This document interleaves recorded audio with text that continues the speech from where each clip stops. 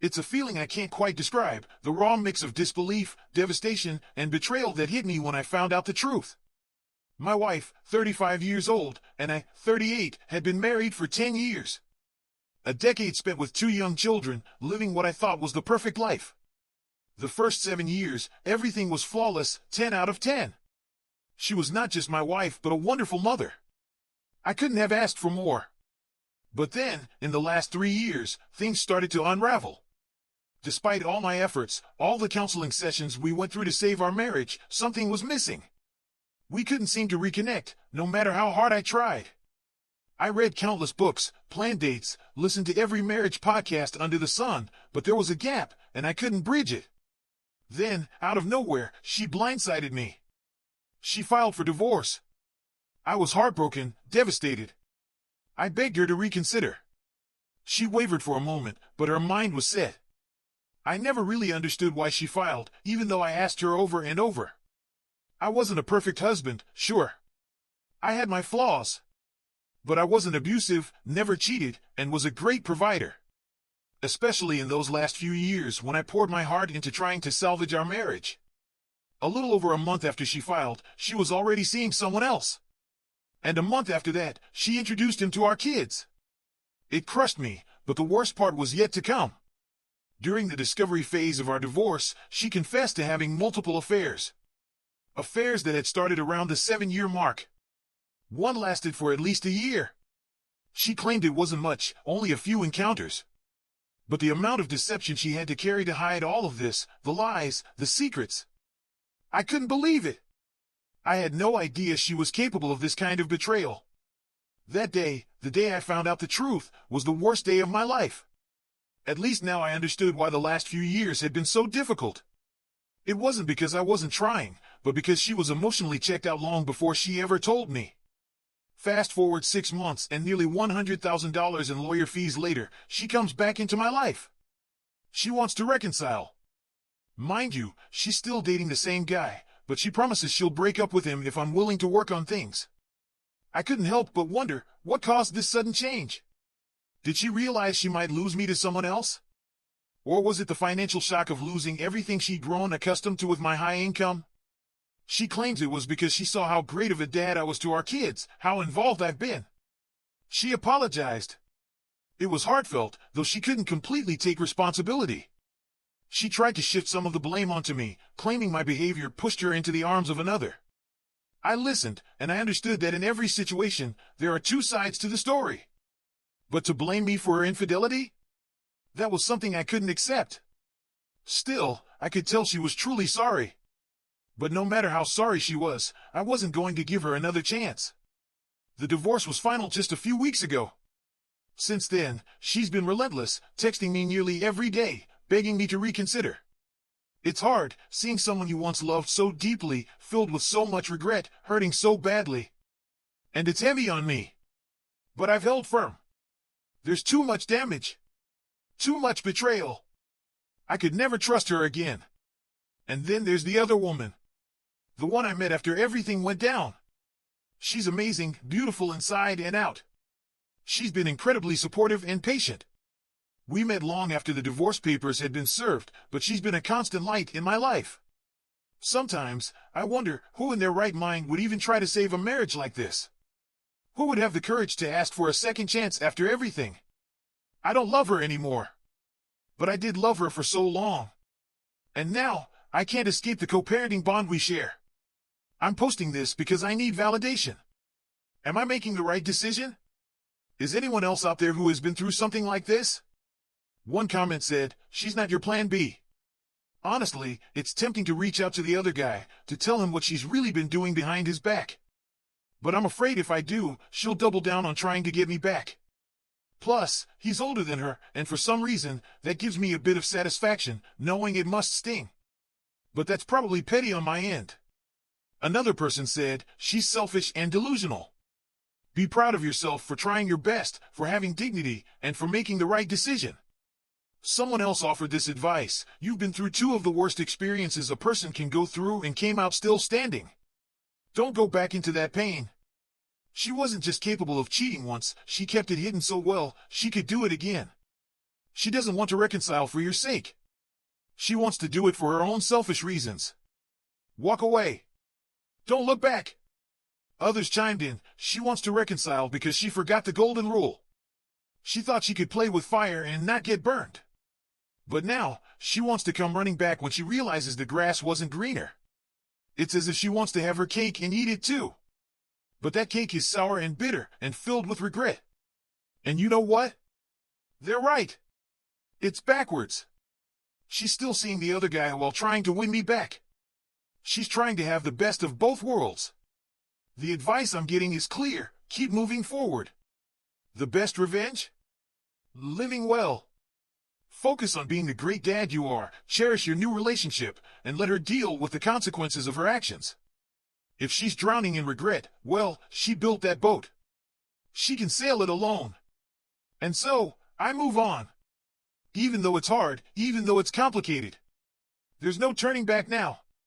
She was even considering divorce. She always said she loved her husband, that he was a good man, but the magic between them had long since faded. There was no romance, and he didn't satisfy her in the ways she truly needed. She admitted it. At a children's Halloween party one October, she found herself flirting with him, drawn to him in a way she hadn't expected. She even confessed she was jealous of what I had with my husband, but she never imagined actually pursuing him. Then, after the party, she texted him. Not just as a friend, but for advice about her husband, about their marriage. We were all close, we got along so well. Normally, it wouldn't have raised any alarms. A woman seeking a man's perspective? No big deal. But this time, something felt off. I sensed her real motive was to start talking to him, to pour out her dissatisfaction, to find solace in someone else's attention. She claimed the texts between them began innocently enough, but soon they spiraled into something darker, more inappropriate. The sexting began, and I could barely stand to hear about it. She showed me snippets of their conversations, but I didn't want to see it. The truth was too much to bear. Then, things escalated. They met up. In the middle of a weekday. They had sex. She said it happened about 20 times, a cycle they couldn't stop. She said they both felt guilty, consumed with shame. Eventually, they decided to end it around Christmas, but the damage was done. My husband, he's a good-looking guy, well-known in our community. His job puts him in the public eye. He's always out and about. It's not unusual for women to flirt with him. He's friendly, charming even, but I always trusted he knew where the line was. I trusted him. We had a great sex life, made time for each other, shared laughs more than arguments. Never, not in a million years, did I think he'd do this to me. With my best friend. This weekend, he was away with his son. She reached out to me. Told me everything. And then, I was left with nothing but a hollow emptiness inside. She knew he was gone, probably thought I needed time to process. How considerate of her to think of me then. But all I felt was gutted. Like my insides had been ripped out. I picked him up from the airport yesterday, and he acted like everything was normal. In such a good mood, like nothing had changed. I told him I wasn't feeling well and went straight to bed, avoiding any interaction. I'm terrible at lying, and I knew I couldn't keep up the facade for much longer. I'm still trying to figure out what to do next, what my first step will be. But I'm not sure how to even confront him. And on top of that, I worry your husband might contact my husband, though I haven't heard from him yet. Should I reach out to him? I don't even know where to begin. I didn't do anything wrong, but why does it feel like I'm guilty by association?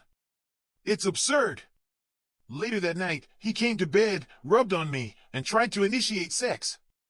Normally, I'd be up for it after being apart for a few days, but now? The thought of pretending to be the loving wife just doesn't feel possible. How can I act like nothing's changed? The truth is, I can't. Someone on the outside suggested I see a lawyer, get the facts, and prepare for the worst. Another person pointed out how good my husband is at hiding his guilt. He might be an expert at this double life. It's time for me to start looking, to dig into his social media and phone records to find out what else he's been hiding. The idea of discovering more just chills me. Another piece of advice hit me hard. The fact that he kept up this affair for so long, even during Christmas, shows how deeply calculated it was. It wasn't a mistake, it was a full-blown affair. Think of all the planning, the secrecy, the lies. If my friend hadn't come forward, he would have kept pretending like nothing was wrong. She may have even been making plans to leave her husband and be with him. A divorce would force everything into the open. The comments poured in. A lawyer, a therapist, a divorce, what was left? My best friend? The one person I trusted more than anyone else? Gone. I can't even begin to process how she could betray me like this. Some people said I'd always wonder if he was cheating again if I stayed. That I'd be stuck in misery. I should leave, gain my life back. And the fact that he could carry on so smoothly without me suspecting a thing? That terrified me. It made me question everything. I finally responded, admitting maybe he's just a really good actor, or maybe I was just oblivious. I couldn't believe I missed all the signs. And all the while, I was worried about her, about what might be going on with her, but I never once thought of him. They both took betrayal to a level I didn't even know existed. She confessed, but only because she feared her husband might spill the truth first. How noble of her. Choosing a children's Halloween party as the setting to flirt with my husband, such a classy move, right? And my husband? He's the master of deception, carrying on a double life while still keeping me convinced everything was fine. How did they manage this? How did they keep up the charade for months? It's like I was living with a stranger, a sociopath. I couldn't even look at him normally anymore. He rubbed on me, pretending nothing was wrong. But now, I knew the truth. And it stung. Someone said, first things first, lawyer up. Forget about any guilt. I did nothing wrong. It's time to go full detective.